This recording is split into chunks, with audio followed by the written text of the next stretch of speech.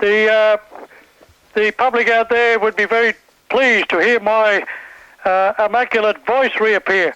This chap last night, ex-prisoner claimed himself to be, said he was looking for this God in prison while he was there. He doesn't have to look in there. I know where he is. I've got direct contact with him. He's right here in my house. My German Shepherd dog is God. You spell the word God backwards and it spells dog. G-O-D-D-O-G. That is God. You can't get any better than that, can you? I tell you, it's a cinch. And also, if he wants, there's plenty of gods. One's dog in the country is God. But if he wants a good God, he can get one from the dog squad of the police force of New South Wales. They've got some good gods in their squad. I tell you, they'll reform anybody, guaranteed to. If he wants to turn over a new leaf, I'll guarantee those dogs will get their nose under it and turn it over for him. Have you been sniffing something tonight, Bruce? I've been sniffing my dog. I tell you, he is God. Yeah, There's no doubt in the wide world. You can tell by the yellow-coloured eyes he has. He's got eyes like a dingo. They've got those God-like eyes he has. And you've been sniffing your dog? So that prisoner... That says it all. All he has to do is get himself a dog, and he's got God immediately. Wonderful. God, he can say prayers to his dog. I can understand why your wife went insane.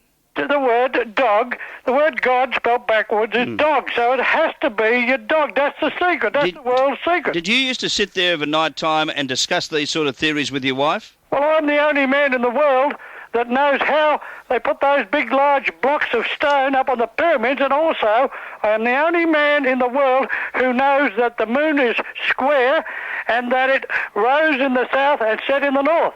You mugs out there say it's round and it rises in the east and sets in the west, but it don't.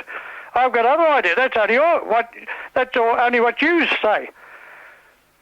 You can't prove that I don't know that the moon is square, can you? You've got no evidence, none of you. Are you saying the moon's square? The moon is definitely square. It rises in the south and it sets in the north. You can have your round moon, I'll have my square moon. I'll have my dog because I know I've got God. Whatever I've got me dog, I've got 3 gods in the house. 3 gods. Or 3 dogs, that's God. Everyone's dog in the country, no matter what sort of dog you got, you've got God. Say your prayers to your dog and you're saying prayers to God. That'll reform any sort of criminal activities you may have on your mind. I tell you, it's a cinch. You look, he could even borrow one of the dog squad's dogs from the New South Wales Police Force and put it on the high jump. That's being jail, of course. In criminal terms, the high jump is jail, in case you didn't know. They graduate from the hop, step and jump to the high jump. Once you get to the high jump, you've got the big one. You've got the key, in other words. Bruce, when is the last time you saw a psychiatrist? Well, that's what I was wondering. I was wondering when you had last seen a psychiatrist. You haven't seen a psychiatrist for years. I'm very worried about your mental... Have you been taking your drugs today? I have no shadow of doubt that you are insane. Really? And how have you come to that conclusion? I'd have to be insane to talk to a buffhead like you. I rate you as a borderline case. Mm-hmm.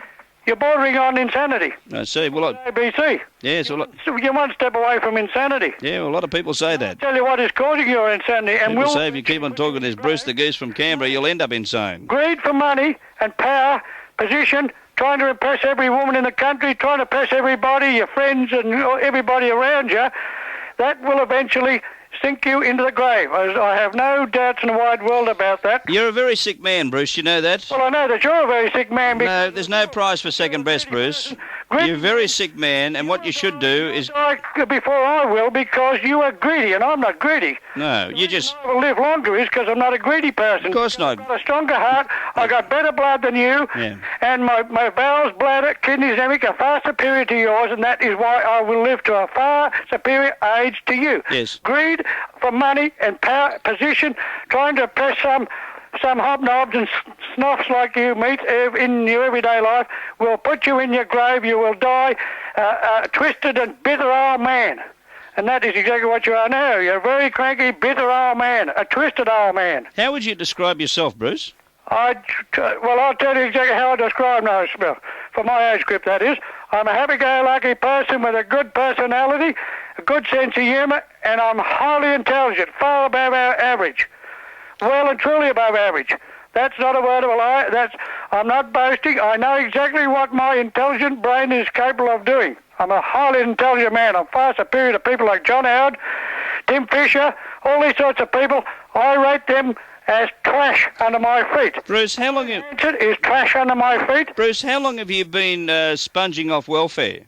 I rate Pauline Hanson as female trash under my feet. Bruce, how long have you been sponging off welfare? How long have you been sponging off society, bludging all... Well, I'm asking you, Bruce, how long have you been sponging off society? How long have you been bludgeoning? You've never done a day's work in your life, you bludgeon bastard.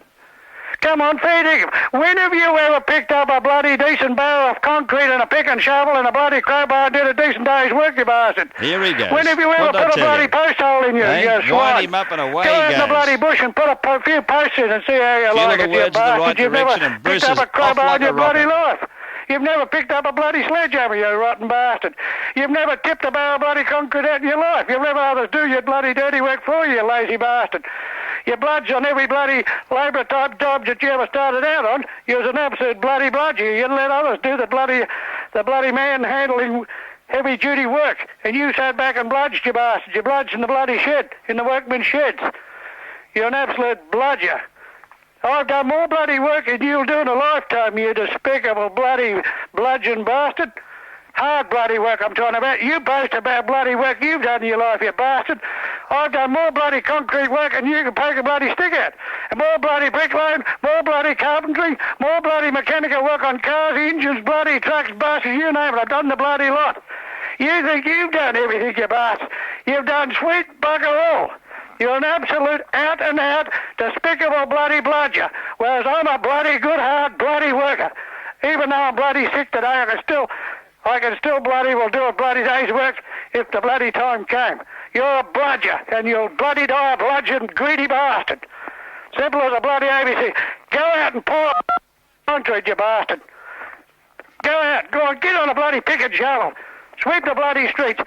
Clean the bloody shit up out of the bloody toilets in Sydney, you bloody bludgeon bastard. You've never done a day's work in your life, you bloody mongrel. Go and chop a bit of bloody wood.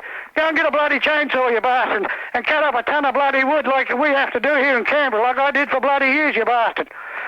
I worked on bloody picks and bloody shovels and bloody concrete and bloody bricks.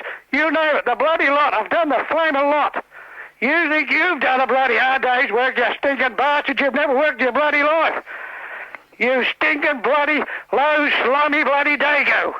Hail Hitler, you despicable swine. Hail Hitler, leave me a mark. Well, I tell you, I just can't top that.